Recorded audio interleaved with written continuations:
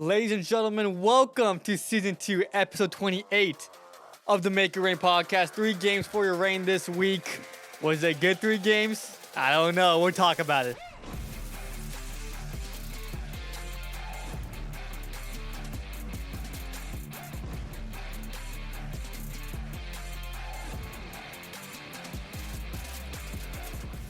Yes. Welcome back to Season 2, Episode 28 of the Make It Rain podcast.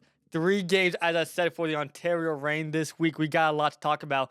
Let's get right into it. But first, 3-0 Yankees, baby. I mean, everyone talking about the running back Yanks and how that we're not going to be good this year and it's going to be the same outcome as last year. 3-0 against the Giants. Well, I guess a lot of you Dodger fans would be happy about that because it's the Giants. But still, man, looking forward to a long baseball season. So happy opening day to all who celebrate. Happy baseball season. And that also means that the AHL playoffs are right around the corner as well. So without further ado now, we'll get into the Zamboni cleaning. After getting injured last Wednesday versus the Abbotsford Canucks, Otto Celine, as Andrew Lord would say, he was back in Game 1 this week on Wednesday versus the Henderson Silver Knights, which is a subtly or sneakily huge thing for the Reign, especially since they have so many left shot defensemen on the team. And then plus, they don't have a lot of offensive defensemen, if you would say, or a lot of puck-moving defensemen anymore. We'll get into that a lot later in the episode, too, because I do have some opinions on all of that.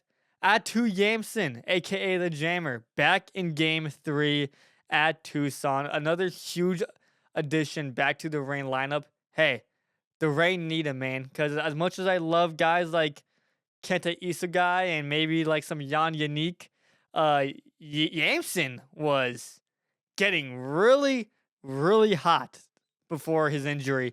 And he comes back in a big way in Game 3 at Tucson. We'll talk about that later on as well. And then some news coming out of Western Michigan with their 6-2 loss to Denver on Sunday afternoon. Now, for me right now at the time of recording this, nobody really knows this yet, but by the time this pod comes out tomorrow night, I believe, is when we are shooting to get this out. This news should be out already. And then if it's not, then this podcast isn't coming out Monday night because I cannot release this pod until that news comes out. But Hanton Slukinski is going to sign with the Los Angeles Kings, meaning that he will likely be in Ontario. Don't know when. That has not been reported yet or made known to me. But he will be in Ontario soon. That's going to be interesting because if you remember last year, Carter George came over after his team lost in the OHL playoffs. He came over when Eric Portillo was hurt. And it was Copley and Ingham was the tandem. So that wasn't a hard decision, right? You have Copley, and instead of Jacob Ingham, you send him back to Greenville. You get Carter George in there, right? Now there's going to be 3 goaltenders who the Kings will likely want to play, right? You have Copley, who's the veteran, where if somebody goes down up at the NHL level, you got to get Copley up there, especially with them making a playoff push. And then you have Portillo, obviously, who is the guy in Ontario and more than likely going to be at the NHL level next year. And then you got Hampton Slukinski. And then what are you going to do if Carter George loses early again in the OHL playoffs and then he comes over to the Reign? So Slukinski signing also has big implications for the Kings and the Reign in the future. And you might be asking, why is that? Well, Slukinski and George are both obviously going to be rookies if George signs, which I think he has to sign. I could be wrong about that, but more than likely he is going to sign with the Kings after his season ends as well. And you're going to have 2 rookie goaltenders at the AHL level, which is usually not a recipe that NHL teams want, simply because you want a veteran down there to either help the young guys if they struggle, which happens time to time, which Portillo is in the midst of a 5-game losing streak right now. Well, we'll talk about that later. First time in his career. But also, when someone goes down at the NHL level, Next season it's going to be George and Hampton. So let's say someone goes down, who are you calling up, right? Especially because I believe Anton Forsberg is still under contract. I'll look this up right now. Yeah, 2 years, $4.5 million, the cap hit of 2.25. So I don't know what they're going to do. I mean, this is going to be interesting to see, especially if it's Kemper and Forsberg again next year. And then you have Portillo, George, and Hampton all at the AHL level, or you might rotate them between like one goes to the ECHL. That's going to be interesting to see. Like, are you going to see George in the ECHL for a few weeks?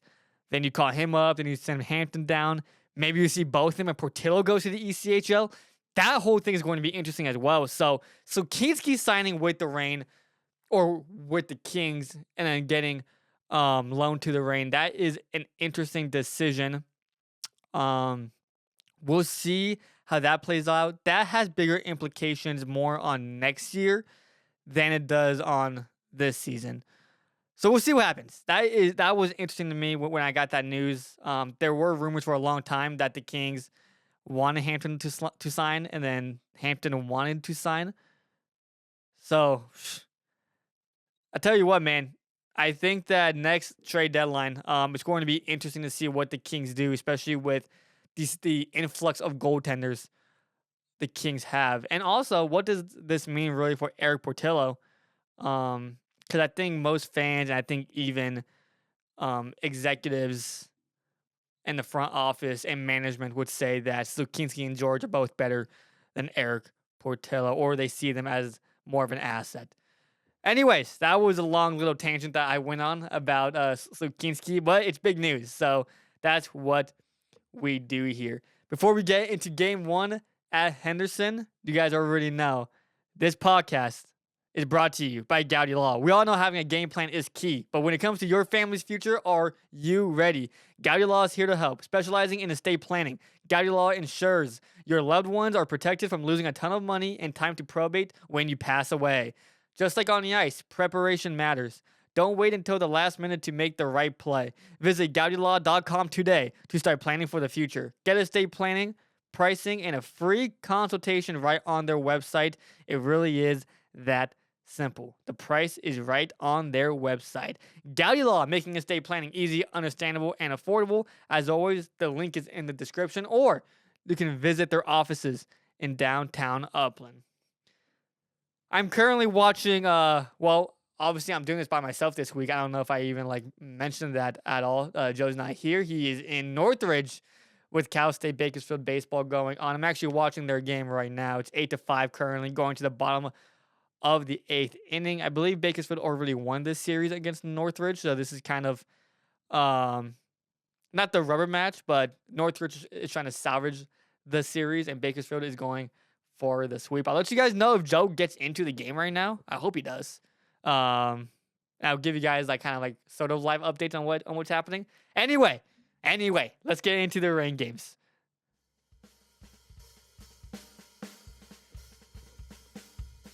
It is Wednesday in the Sin City for the final meeting of the season between the Reign and Silver Knights.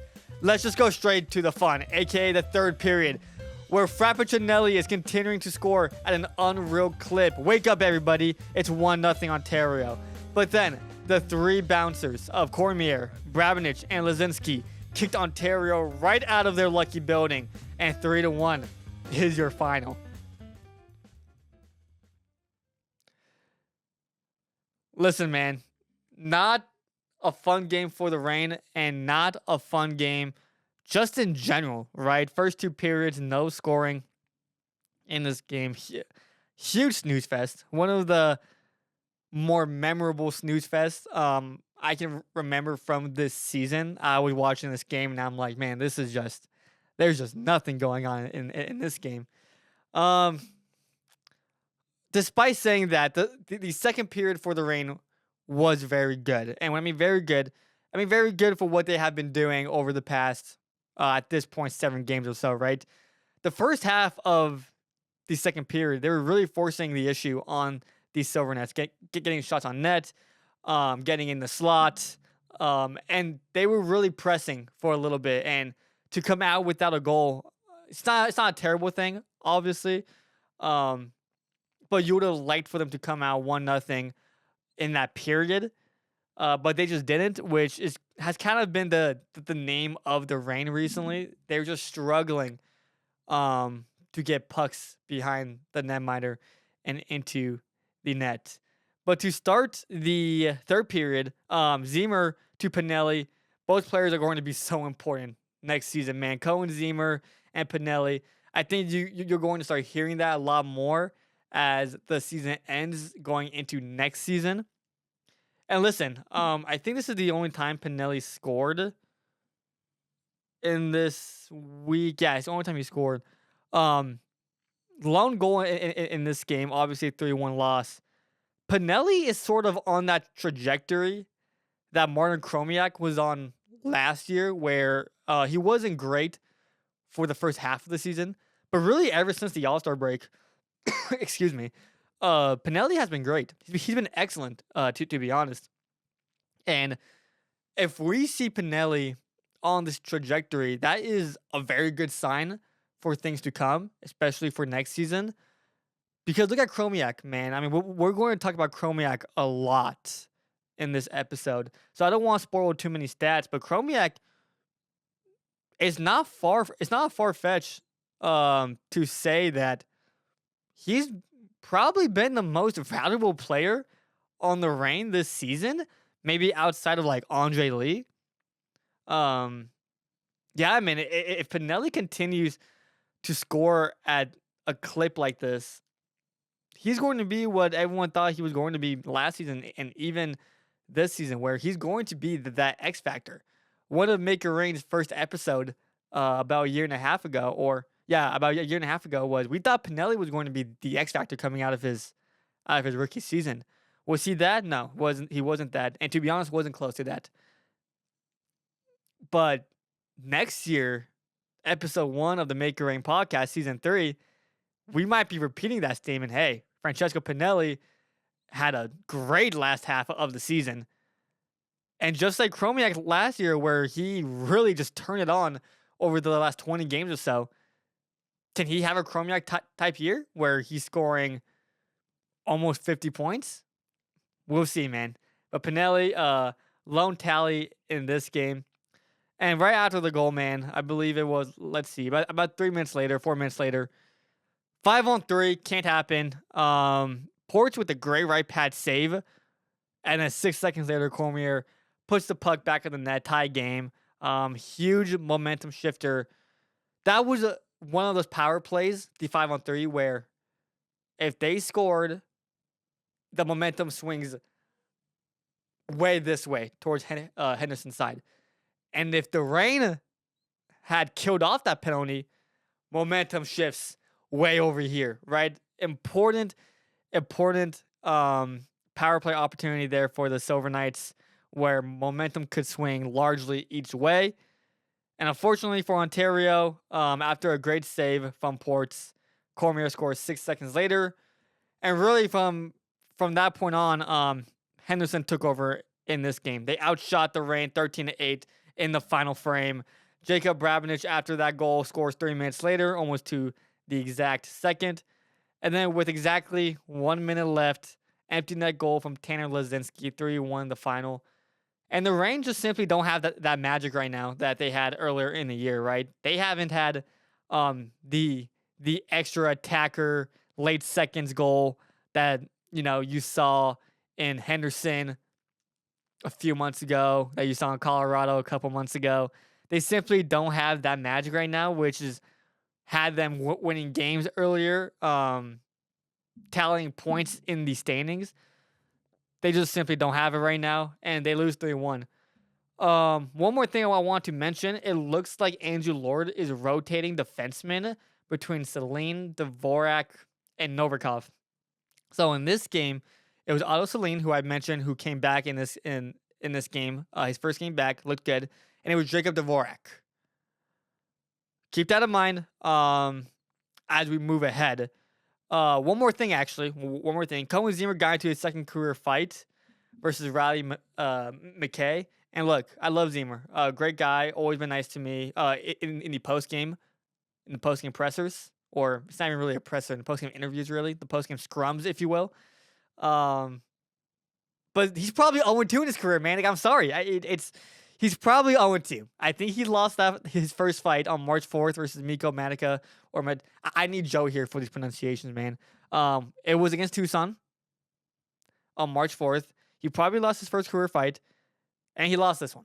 All right, so he's 0-2. He needs to get in the ring with Doty, and Doty needs to give him some tips. I'm sorry, he just has to, bro. Like, you cannot be 0-2, and you have Jacob Doty on your team. Talk to Doty, take the gloves off, like mid practice, and just like have Doty show you where he's placing his hand, where he's gripping. You know, is he grabbing just the jersey? Is he grabbing the jersey and the pads? What is he doing? Does he tug often, or is he kind of tugging, pushing, overhand right? We gotta get some tips for Zemer, because Zemer's 0-2, and if he fights again, he cannot go 0-3. He can't do it. We gotta get him a win. All right. With that being said, let's move on to game 2.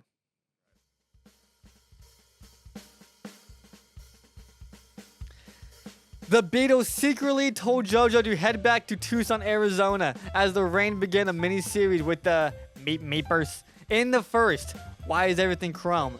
Future! Guess what? I guess he's the future again. Martin Chromiak draws first blood. 1-0 Ontario. In the middle frame, Robbie Russo and Jalen Lupin give Tucson the lead. But once again, this relentless Reign squad has guts. On the power play, it's Cole Gutman. Dose after dose. In the third, Marty McFly puts the Reign back in the lead. 3-2 Reign, and that is all he wrote. It's the Martin Chromiak game. Copley holds tall, and the Reign punched their ticket to the Calder Cup playoffs with a 3-2 triumph over the Roadrunners. Let me tell you, vibes were high after this game. 6 consecutive playoff berth for your Ontario Reign. And this one might be the sweetest one of all, just for the sheer fact that they are currently in first place in the division. Huge night for the power play. Wow, for the special teams. Excuse me. The Reign went 2 for 4 on the power play. I believe it was their first 2 power plays too. I think they were 2 for 2 on the power play, which they struggled mightily with in the previous games. Like last week, I think they were like 0 for 11. So 2 for 4 on the power play, step in the right direction. That's good.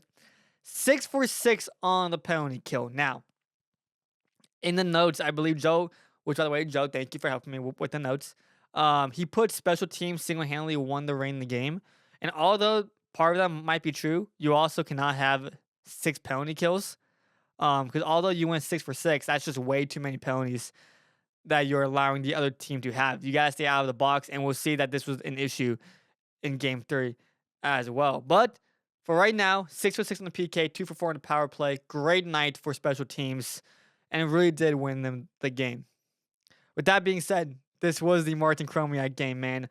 2 goals, 3 points in total.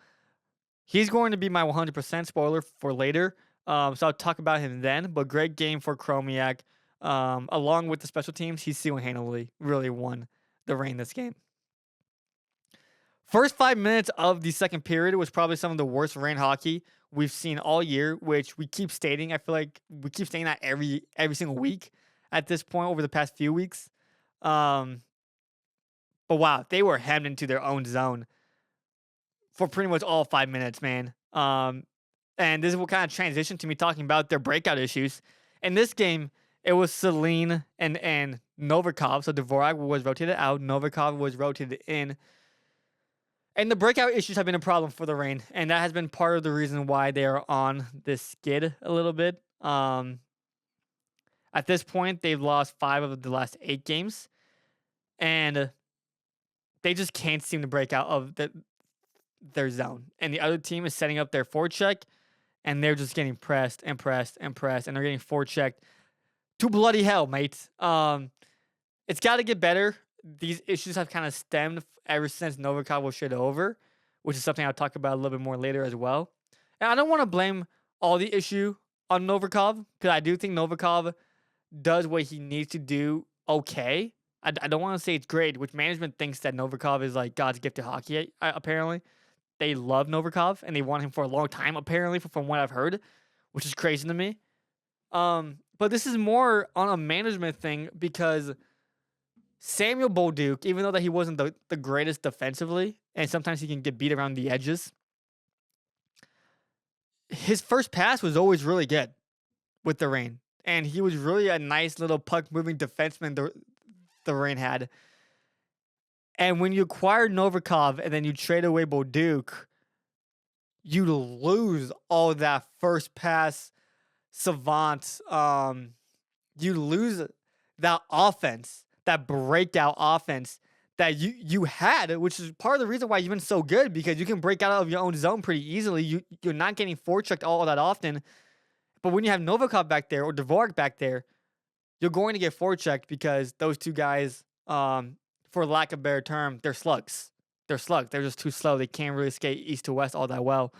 They really can't skate all that well, period. And the second period, the first 5 minutes, I mean, it was bad. They could not get out of their own zone for the life of them.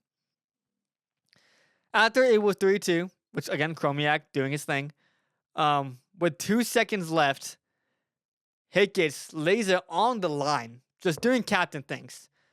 And he takes a big one-time blast. It looked like, at first glance, it was to, like, the helmet area. Like it looks like he took it to the face, which is scary. That's, like, stitches immediately. Get him off the ice. Get some stitches on him. It looks like, on the replay, maybe hit him in the gut. It's hard to tell both ways where he got hit. He did skate off under his own power. He did end up sitting on the bench for the rest of the game, which was a good sign at the time. But Joe Hicketts, man, when you watch him play, and there's a reason why he got that call-up to the Kings about a month ago.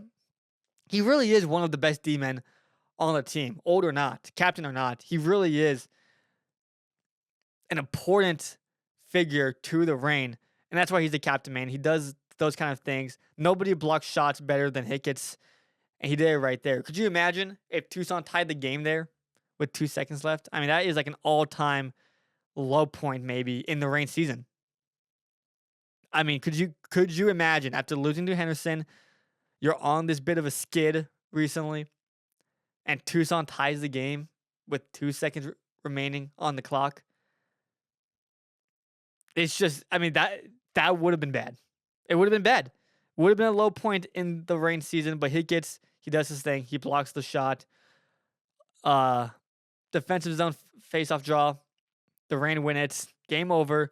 The Reign clinch a playoff berth for the 6th consecutive season. And it was good to hear in the post-game press conference, Coach Andrew Lord mentioned wanting to win the Pacific Division title for really the first time. I asked him about a week ago, hey, have you been paying attention to the other teams in the league, what they're doing, what the standings look like? And he straight up said, he said, no, it's just a waste of energy. Why would I look at that? It's a waste of energy. We got to focus on us one game at a time. We got to look ahead a little bit. And if we win games, it'll all take care of itself, right? This was the first time he really mentioned wanting to win the Pacific Division title, which is a good thing. I think that if you set that goal, if you talk about it in the locker room, the guys are going to play harder, because you do want that first round bye. You don't want to face San Diego in the first round, where you have to play game 1 at home and then travel to San Diego for game 2, since they are in that thing. It's like the 300-mile rule or whatnot. So yeah, it was good to hear him say that. Speaking about Lord, he did some heavy line shuffling at the end of the second period as well. So we'll see how that works out in game 3.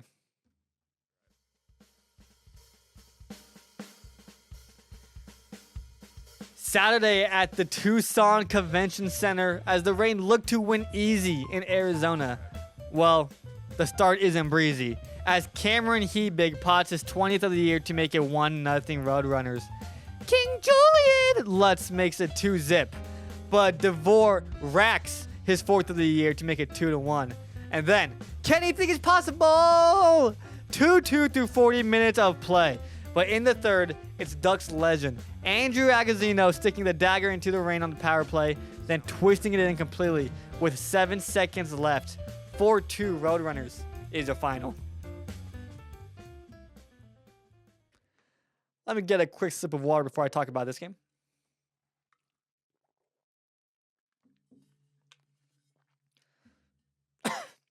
Okay, I'm ready. So in this game, Dvorak Novikov. Selena out, Dvorak Novikov is in. And what do you know? Too many mistakes in transition, which obviously when you have Dvorak and Novikov in at the back end at the same time, you're going to have that. Excuse me. You don't really have a puck-moving defenseman. Like, you have Joe Hicketts. Who else do you have? Angus Booth is great on the back end. He doesn't move the puck well. That's not his specialty. You don't have Celine. You traded away Bolduc. Dvorak has a decent first pass, but I think it's a little bit overrated. People talk about how his first pass is probably some of the best aspects of his game. Have you seen that? Like, let's be honest here. You can comment in the comment section. You can send me a DM or send us a DM at the Make It Rain pod. What do you guys think about Dvorak? Is his first pass really all that to where all the scouts are like drooling over it? I haven't seen that this year or last year. And now you have Novikov kind of replacing Bolduc in a sense.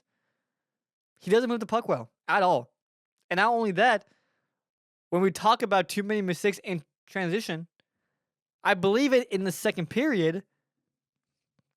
Let me look. Let me look real quick. He got beat by a Tucson skater just beelining it. And Novikov got beat.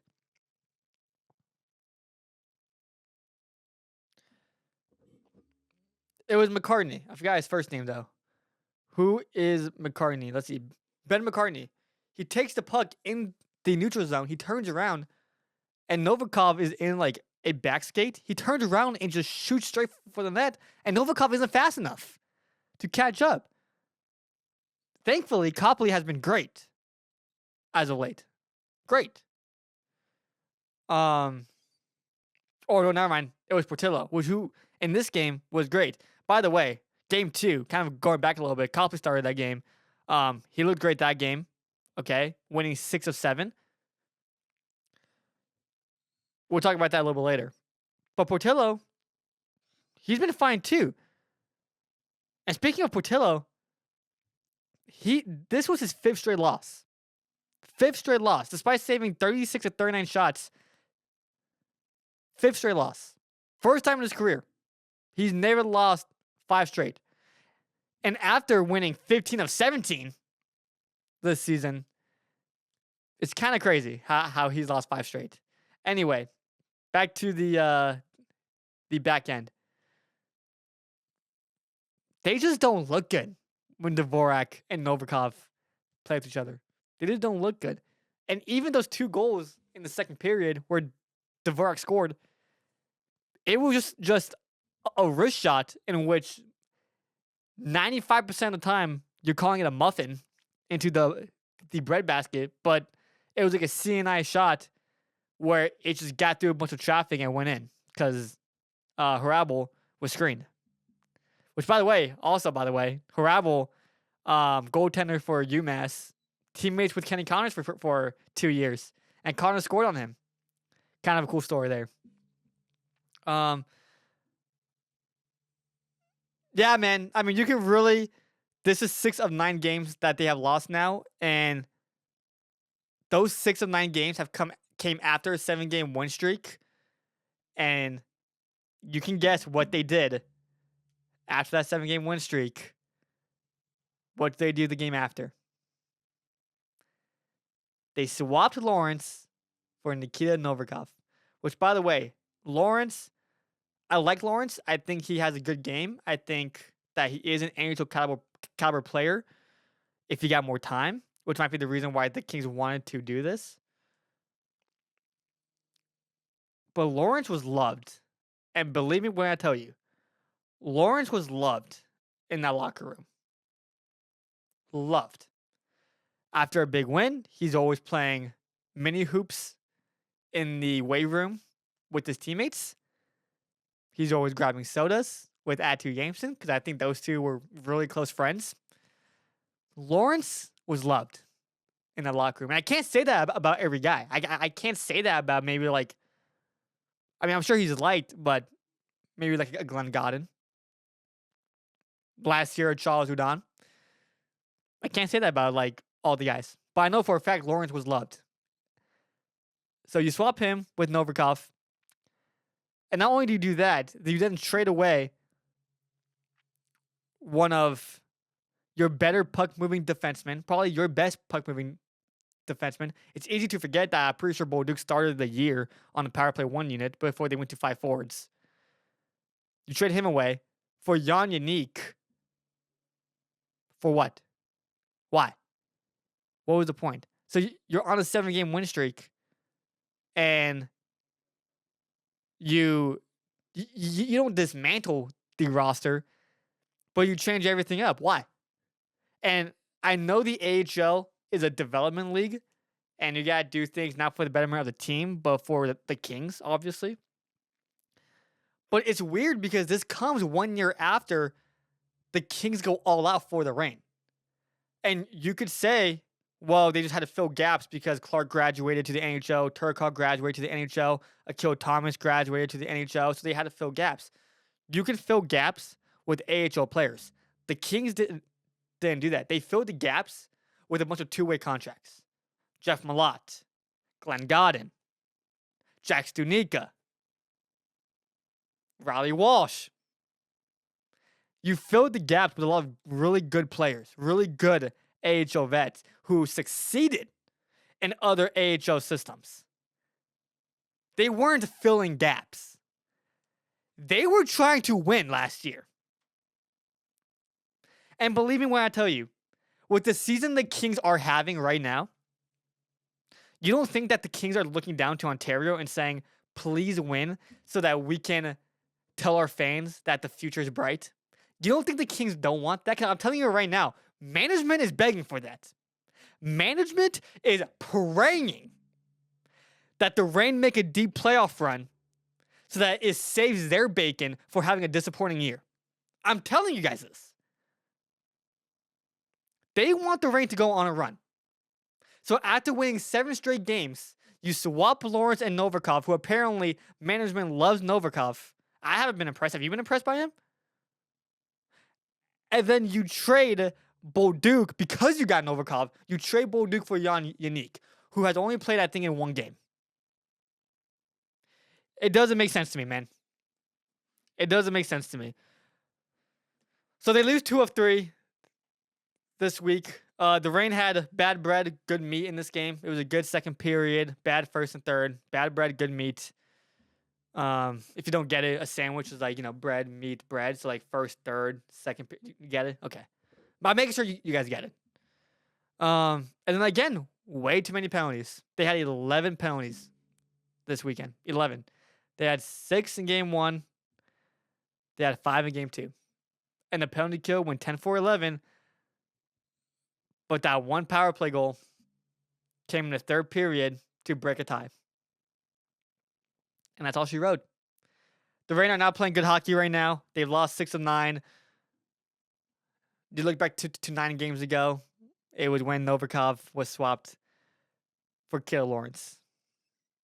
And by the way, as a cherry on top, none of us watched the entire first period because it looked like the convention center in Tucson had a lot of people in it that day. Tucson is not packed ever, as you guys know. That game looked packed when I was watching it on TV, and some of you guys might have been there, which if you were there, comment below if you were at the Tucson game, and you could probably vouch for this. It looked like a pretty packed crowd. And Flow Hockey was having issues because the Tucson Wi-Fi was that bad because there were that many people. I'm telling you guys this because the Reign Wi-Fi is pretty bad sometimes when I'm doing work up there in the press box. And the Wi-Fi is significantly worse on like Saturday nights when they're having when they have like a big crowd. Like Teddy Bear Toss night, although I love what it's all about and the night itself is awesome, and watching the plushies from the crowd just thrown onto the ice is awesome. It is the worst night for me to ever do work every single year because the Wi-Fi is that bad. And it was so bad in Tucson that the Flow Hockey broadcast was not working. Awful night for the Reign. The vibes, this is probably the lowest point for the Reign since their loss to San Jose last year in the playoffs, which obviously it doesn't compare because, that's the end of the season, right? And that was more frustrating because it happened at Crypto and not at Toyota. But this is probably the worst Reign fans have felt since that moment. It's been 11 months. So, they've had a good year. They're still in first place. I just don't understand, as I just said about 5 minutes ago, if there was ever a clip we could make for the episode, I think it would be that. I just don't know what the front office is doing. I really don't. And by the way, I'm not saying this as a Kings fan. I'm a Ranger fan. I'm not a Kings fan. It's really weird to see what they did with not just the Kings, but then you pretty much took away all the steam from Ontario. It's odd, man. It's odd. Let's go into the rain and weather reports brought to you by Rain.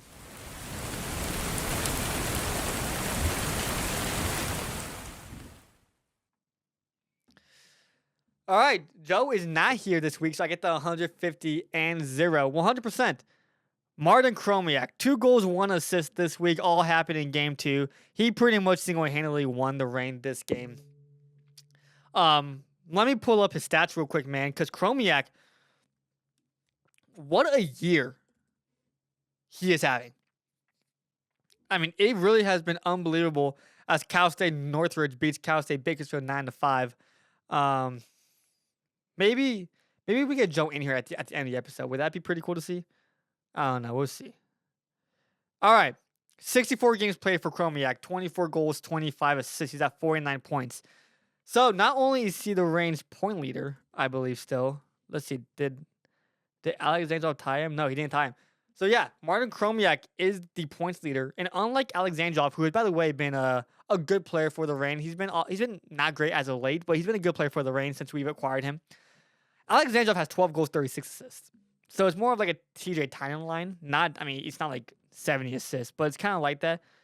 Chromiak, 24 goals, 25 assists. So not only does he lead the Reign in points, he almost leads the Reign in goals, which is all the more impressive. It's both in. And him having a breakout season is so interesting because he's still only 23 years old. He's only a few months older than Jared Wright.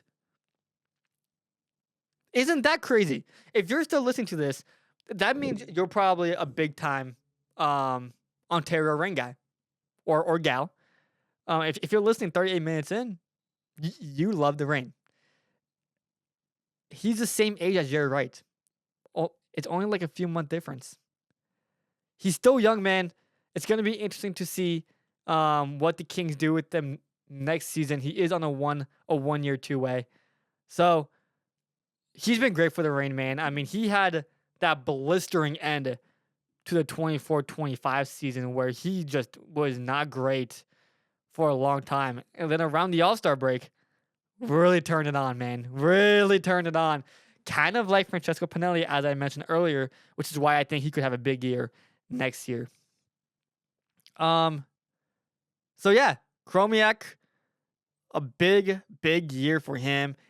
And as I said earlier, it's not far-fetched to say that Chromiak maybe has been the MVP of this team. Him and Andre Lee, man. And then if you want to look at the back end, Joe Higgins and Angus Booth. Those 4, man, they have been the engine to the Ontario Reign. And I think the most important thing right now for the Reign is obviously winning, but you got to keep those 4 healthy. Because without one of those 4, this entire thing comes crashing down. Which, honestly, it kind of is crashing down a little bit because of the front office. But you guys get what I'm saying. Chromiak, 100%. Or snaps, maybe snaps. 50%. I got Phoenix Copley, man. 6 of 7 wins. 6 wins in his last 7. He got a win again this week on Wednesday. Or not Wednesday, Friday. He went 23 for 25. Phoenix Copley has been spectacular as of late. And it couldn't have come at a better time. Especially with Eric Portillo losing 5 in a row. You need a Copley to kind of be what he can be. And let me tell you, man. 272 goals against average, 896 save percentage. He's 19-11-1 this season. Yeah, man, he's been great. He hasn't allowed 4 more goals since February 16th when he led up 5 at Abbotsford. And that was when they went on that 2-game losing streak, which at that point was one of their lowest moments of the season. I think that was the last loss before they went on the 7-game win streak. So, yeah, man, he has looked really, really good.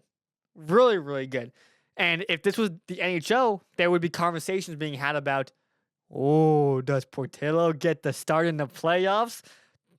Should it be Copley? It's not going to happen that way. It's the AHL. The Kings want Portillo in the playoffs. But yeah, man, I mean, especially after what we saw last year from Copley against San Jose in that first round, we said last week, the Reign didn't lose because of Copley. They did not lose because of Copley. It's good to know that if Portillo happens to go down or he's struggling mightily in the playoffs, that you have someone like Copley who has been just as good recently. Maybe even better. Phoenix Copley, 50% snaps. 0%, we talked about it a lot just 10 minutes ago. The decor. Novikov, Dvorak, especially. They've lost 6 of 9. Stems back to the swap that was made for Lawrence. I kind of went through it earlier in Game 3. I got carried away a little bit. I was trying to save that part for this part, and that didn't really happen. But yeah, man, we'll see what happens down the line. Let me just tell you, the Reign got to figure it out. They got to figure it out. You have to play Novikov because that's the whole point of the swap is to get him reps and minutes. It looks like they're going to keep rotating Celine Dvorak, Celine Novikov, Novikov Dvorak. That's how it's going to be for these last 7 games. What do you guys think about that? Leave a comment down below what you guys think about that. We'll see what happens moving forward. But yeah, 0% decor, especially Novikov and Dvorak. They just got to be better. Going in to next week. When is March 31st? That would be Tuesday. Tuesday, March 31st. Texas at San Jose. It's a big game. San Jose needs to keep losing. I think they're on a 2-game losing streak right now as we speak. And they're playing. It's not as we speak. I lied because they're playing right now against Coachella Valley. It is currently 1-1 in the second period. So the standings will also depend on that as well. Colorado at Bakersfield on Wednesday, April 1st. That is a huge game with huge playoff implications. It's good to see Colorado in Baco because Baco has been good this season. We need Colorado to keep losing. Ontario at Coachella Valley at 6:30. Another huge game. The Reign need to start winning games, and they got to start winning now. It's urgent. They got to start winning now. We've been saying that ever since maybe February. They really have to. Let me emphasize the really. They really got to start winning now. They got to do it. Tucson at San Diego. And then we jump to Friday, April 3rd. Coachella Valley at Abbotsford. Bakersfield at San Diego. Calgary at Laval. Colorado at San Jose. Oh, that's a must-watch game. If you're not doing anything on your Friday night, that is what you're doing. You're watching Colorado at San Jose. Second and third place teams battle it out in the Pacific Division. And then you got Tucson at Henderson. Saturday, April 4th, Coachella Valley at Abbotsford. Bakersfield at Ontario, 7 p.m. Wands and Wizards night. The Reign have taken care of Bakersfield pretty well in this season series. And we're also gonna be a little competitive about Team Slytherin and whatnot. So that is going to be a fun night. Make sure you're there or you're square. Calgary at Laval. Colorado at San Jose again. Another huge game. And in Tucson at Henderson. We don't have anything for Sunday, February 5th. let me see what's happening on February 5th, April 5th. Have I been saying February this entire time? That's bad. Yeah, nothing Sunday, April 5th. Oh, Easter Sunday. Happy Easter to everyone. That's why. That is why. Happy Easter to everyone, to all who celebrate, which you should celebrate. All right, let's jump into the standings. The Colorado Eagles won on Sunday, March 29th, which makes things a lot closer in the standings. The Ontario Reign, 65 games played. They are 41-19-5, 87 points. Colorado Eagles, 64 games played. They have a game in hand on Ontario. 38-16-10, 86 points. They have a game in hand. They're a point behind. San Jose Barracuda are in third place at the time of this recording. 62 games played, 38-20-4 at 80 points. Now, that is subject to change if San Jose loses, which, as I'm speaking, it looks like Coachella Valley just scored. So it's 2-1 Coachella Valley. If that holds, they're going to be at 63 games played, so 2 games in hand on Ontario at 80 points. If they take it to OT and lose, 81. If they win, 82. It's that simple. Either way, with back-to-back losses for San Jose, it looks like they're starting to slip away a little bit from that Pacific Division crowd. But we got to keep an eye on them. Bakersfield Condors, 63 games played, 34-19-10, 78 points. Henderson Silver Knights, 64 games played, 33-20-11, 77 points. So the Condors have a game in hand on Henderson, but they're only a point behind. Henderson might actually get home ice advantage in the playoffs this year. Think about how crazy that is. Coachella Valley Firebirds, at the time of this recording, 62. It's going to be 63. They're 36-21-5 at 77 points. If they win, they will be at 79 points. They will jump both Henderson and Bakersfield. They would be in fourth place. So again, after watching this episode, hop onto AHL standings real quick and take a look at the standings. 7th place, San Diego Gulls, 63 games played, 29-22, 19-11, and 12. I can't do math. That's why I write. 70 points. The Tucson Roadrunners, after their win, the Roadrunners are 30-24-9, 63 games played, same as San Diego, 69 points. So, we are looking heavily. Top 3 in the division for the Pacific Division title crown, 4, 5, and 6 for home ice advantage, and 7 and 8 to see who's going to make the playoffs. It's a fun race, man. Nobody cares about Calgary. Nobody cares about Abbotsford. They are considered dead. They're gone. They're not making it. 1 through 8, we have a lot to look at. Follow me on X at Anthony Collazo. I'm going to be keeping up with everything Pacific Division related. It is going to be a fun race. Again, 1 through 3 for the Pacific Division crown. 4 through 6 to see who gets home ice advantage. Because again, the 4 seed will get home ice in the playoffs in the first round. Bakersfield has it right now, but if Coachella Valley wins this game right now, which again, you will know by tomorrow night, the Firebirds will have home ice if the season ended today. And then San Diego and Tucson, that's coming down to the wire. Everything is coming down to the wire. It is a fun race. It really is a fun race right now, heading into the final stretch of games of the season. Quick State of the Union. The Reign got to start winning. They got to start winning now. If they don't, they will be playing a round 1. They will be.